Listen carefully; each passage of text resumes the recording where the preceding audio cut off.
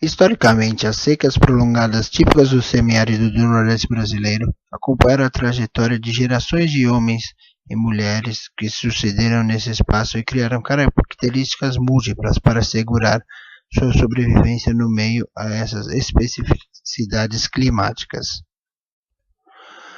As principais causas da seca do Nordeste são naturais. A região está localizada em uma área em que as chuvas ocorrem poucas vezes durante o ano. Esta área recebe pouca influência de massas de ar úmida e frias vindas do sul. Logo, permanece durante muito tempo no sertão nordestino uma massa de ar quente e seca, não gerando precipitações pluviométricas, ou seja, chuva. O Nordeste é uma região com pouco índice de chuva, baixa umidade, clima semiárido, solo seco e rachado. A vegetação com presença de arbustos e galhos retorcidos e poucas folhas, que é a caatinga. As temperaturas são elevadas em grande parte do ano. A seca, a fome e a miséria são os principais problemas sociais do Nordeste. A seca, além de ser um problema climático, é uma situação que gera dificuldades sociais para as pessoas que habitam a região. Com a falta de água, se torna difícil o desenvolvimento da agricultura e a criação de animais. Dessa forma, a seca provoca a falta de recursos econômicos, gerando miséria e fome no sertão nordestino.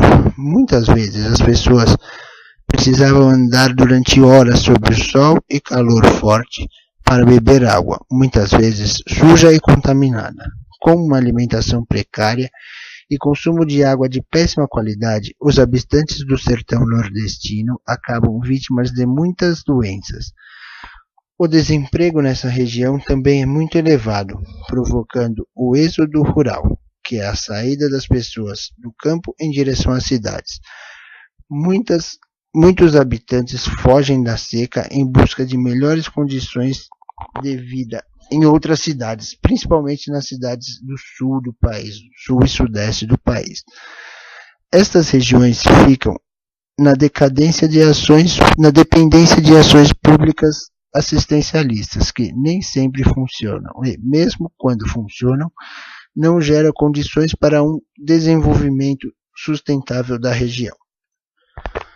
Algumas ações têm sido tomadas para diminuir o impacto da seca, que são construções de cisternas, açudes, barragens, investimento em infraestrutura na região, que ainda é muito pouco, distribuição de água através de carros-pipa em épocas de estiagens, implantação de um sistema de desenvolvimento sustentável na região, para que as pessoas não necessitem sempre de ações assistencialistas do governo, incentivo público e agricultura adaptada ao clima do solo e da região, com sistemas de irrigação.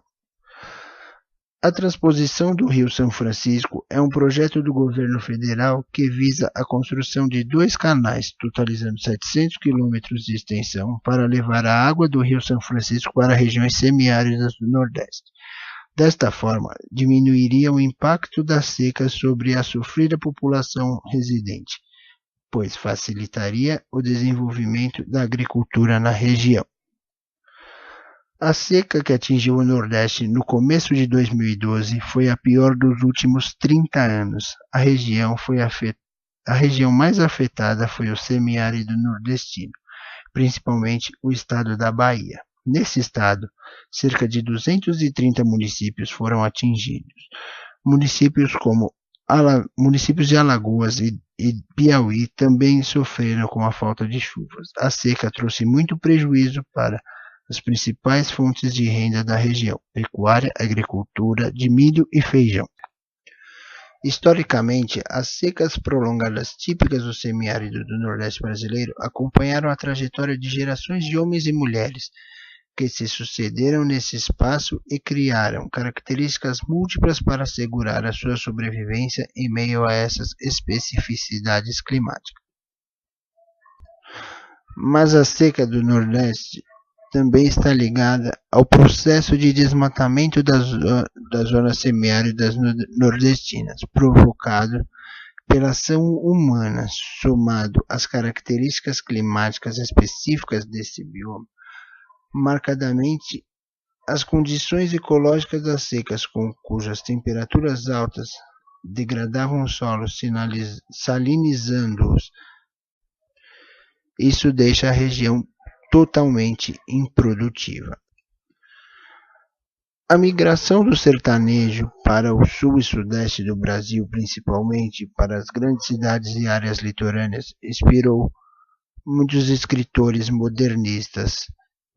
Dentre eles surgiram muitas obras falando sobre o assunto. Uma das principais obras falando sobre a seca no Nordeste é a obra Vidas Secas, de Graciliano Ramos.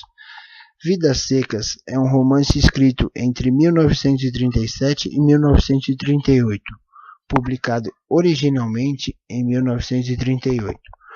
O livro, narrado em terceira pessoa, aborda uma família de retirantes do sertão brasileiro, condicionada à sua vida subhumana, diante dos problemas sociais como a seca, a pobreza e a fome, consecutivamente, no caleidoscópio de sentimentos e emoções em que suas condições lhe obrigam a viver, e à procura de meios de sobrevivência, criando assim uma ligação ainda muito forte com a situação social do Brasil de hoje.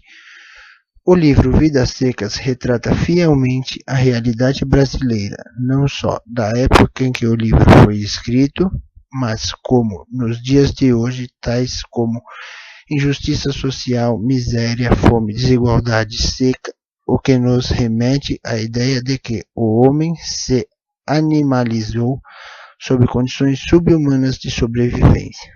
Vidas Secas figura entre os livros mais importantes da literatura brasileira, tendo ganhado em 1962 o prêmio da Fundação William Faulkner, nos Estados Unidos, como livro representativo da literatura brasileira contemporânea. Também conquistou um enorme público, tendo vendido até então mais de 1,5 milhão de exemplares, enquanto a literatura obrigatória em vestibulares da PUC, da UFBA e da UFPA.